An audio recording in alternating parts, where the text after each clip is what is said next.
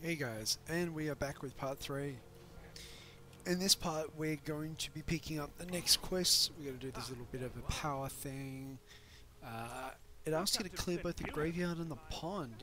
I found if I do the pond, it ends the quest and says yeah, you can hand this in. It will let me do the rest, but I figure bugger that. So yeah, it's just one of those little easy quests you drop down, get some kills and so forth. Alright, so this video will take us on to Bewm and his brother Bewm. So Bewm and Bewm. So this is a 7-minute video, 7.5-minute video, thereabouts. So it's a bit longer than the last one. So this is the meatier bit of episode 1. Hand in that quest, see, you didn't have to go do the graveyard at all.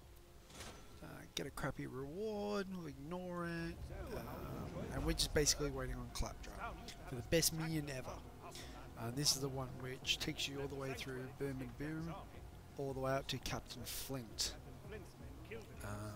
It's a good long quest, allows you to get through the entirety of Liesberg and puts you all the way towards Sanctuary. We're not quite in Sanctuary, there's another mission on the other side of that.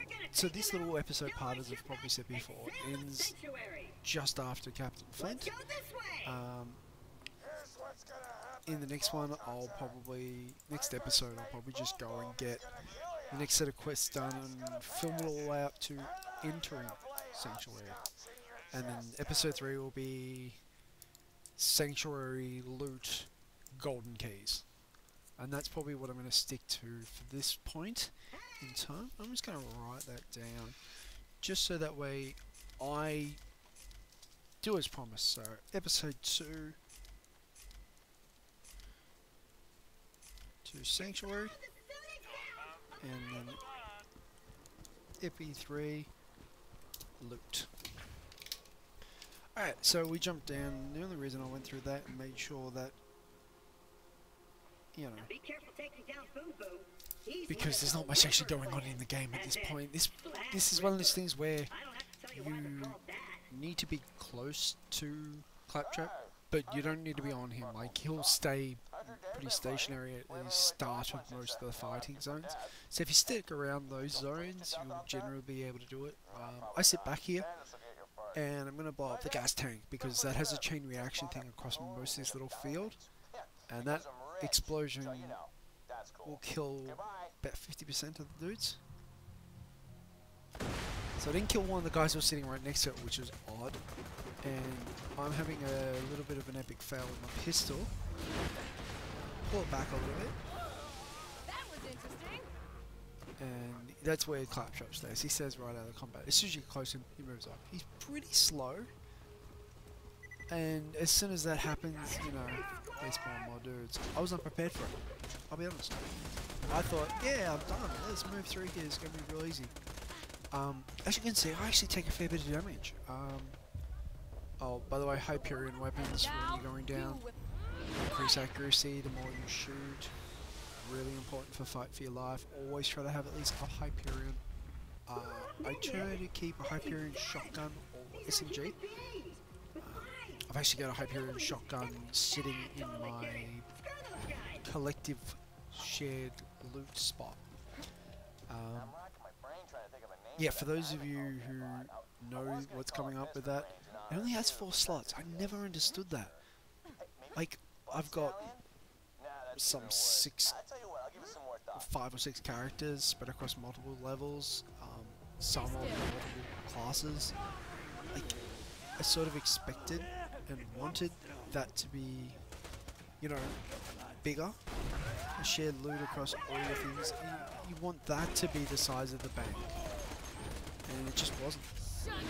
It gets up to, at the moment, as far as I'm aware, a maximum of 4. Hopefully I'm wrong. I would love for somebody to tell me if I'm wrong. If I'm wrong, leave it in the comments. I would love you. I will show you praise, and I will mention you in a video. That might not sound like a lot at this point, but eventually I'm going to get some serious followers, and a lot of people might get some traffic to your YouTube if you know the answer to that question. Can you increase the size of the shared loot? If the answer is yes, let me know. Alright, so make sure you guys check out my other videos as well. This is pretty much my shooter. And it's pretty much as is. Yeah, I like Borderlands for a shooter. It's good. A lot of comedy. It doesn't take itself super seriously. I really enjoy that aspect of it. Claptrap makes it fun. Handsome Jack is a hilarious SOB. Love that guy. Like, for a bad guy, obviously, he tried to kill you, so you know he's a bad guy of sorts. And he taunts you relentlessly through this section, and it's so funny. Really good flavor text, guys. Really looking forward to this, the pre-sequel. Currently talking to my missus about the possibility of getting it early release or upon release, so that way I can do it straight off the bat. I really want to do a pre-sequel game. Light the fuses, bitches! Pretty sure I've already asked, but I'm going to say it again just for the sake of it. Yeah, pick me a class. Alright, so my tactic for Big Bertha, flank it. It has a very slow turning cycle. Just get around behind him and then just keep going around. With the Siren, wait for your ability. If you've got a commando, drop your turret and run around. Not sure if it'll just train onto you or if it trains into that. Make sure you clear up your grenades, throw a whole bunch of them if you've got them. If you're doing the first playthrough, the possibilities is you don't have them. If you have them, use them. Alright, so this is pretty much the end of part 3. We'll move quickly into part 4, and part 5 will start just before Captain Flint.